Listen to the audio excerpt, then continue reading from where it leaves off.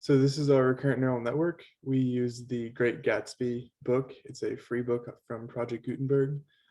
After slicing out all of the legal disclosures, this is what the book looks like: The Great Gatsby by F. Scott Fitzgerald, and then the beginning of the text.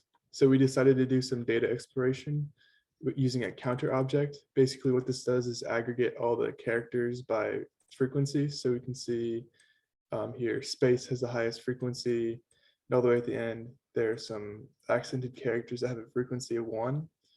Those characters that have low frequency, we decided to do some replacing just to try to lower some of the dimensions, decrease our data set. So we replaced like an accented E with a normal E, and we got from 90 unique characters to 81. We hope that'll just help improve the network just that much more. Then we assigned each of these characters indexes based on the frequency. So the characters with the lowest frequency have the lowest index. So capital Z has an index of 0, space has an index of 81.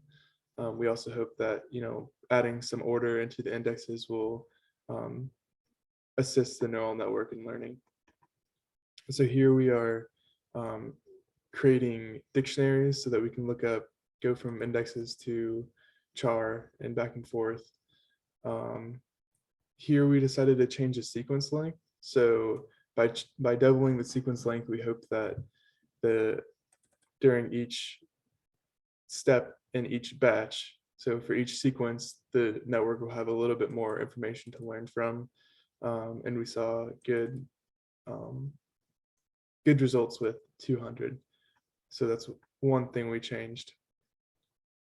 Continuing down, we didn't change anything as far as setting up the TensorFlow datasets. So here we're creating TensorFlow datasets and then batching by sequence length.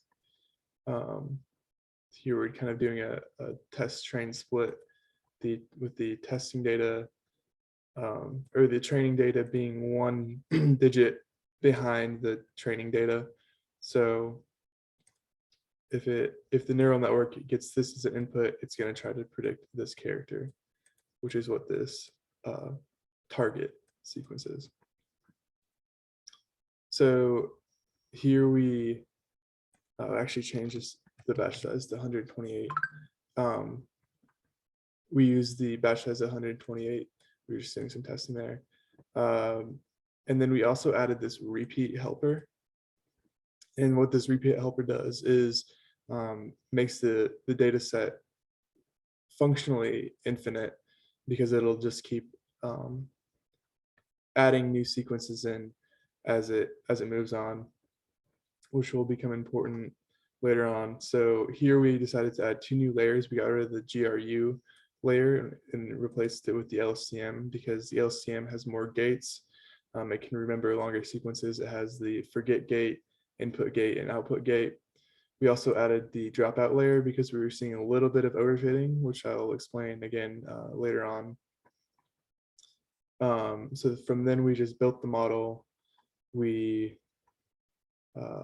tested our model output. This is all same from the source code.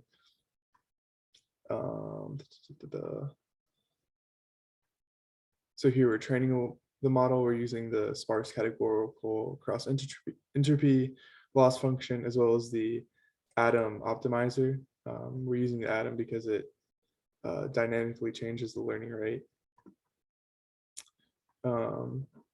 Here we decided to add another callback. So what this callback does is it stops the model if the model stops improving. So here we're using 50 epochs, and we can see what this early stopping callback does. It got to epoch 47, but it had stopped seeing any notable progress in the loss rate. So it just stopped the model.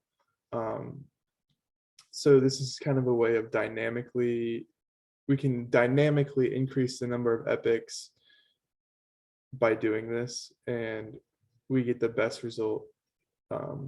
So instead of hard coding the number of epochs, we decided to dynamically choose a number of epochs with this early stopping function.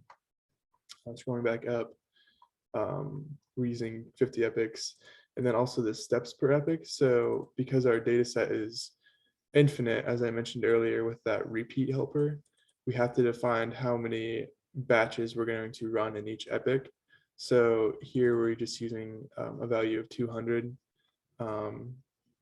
If this number was 400, then we would change the epochs to like 25, and that would be the same amount of information. Because every epoch is doing twice as much information, but we found that the smaller steps per epoch kind of led to a more gradual decrease in loss. And we want we want a slow gradient here. We want a small learning rate because that will help to cover all of the variance in the data set. We're using the latest checkpoint here, and then we're generating the model. So at times we found that the model is overfitting. So we use this temperature variable here. By overfitting, I mean, when we entered a starting string, the model was just repeating a section of text from the book, which is not what we want. We want it to predict, pseudo random words. So by increasing that temperature, we can hopefully make the text a little more surprising and less like the text in the book. So we can come to our output. We have 1,000 character output, and we can kind of see there's a little bit of randomness in this text. So if I can, when they care up to Garrett blow for the Faye tracted his statement, and the only other witness admitted that he might have been killed. So there's some, text that makes sense, and then there's other text that, it doesn't quite understand the English language yet, but you can still make a sentence out of this. Several years he answered in a gratified way. I made the pleasure of his alid and ing of 22. So, there's aspects of this text that you can tell the model is trying to comprehend the English language. I think if we had a really large GPU, then, it would be possible to make fully comprehensible text. But in this ICP, this is probably some of the best text we got. So thanks.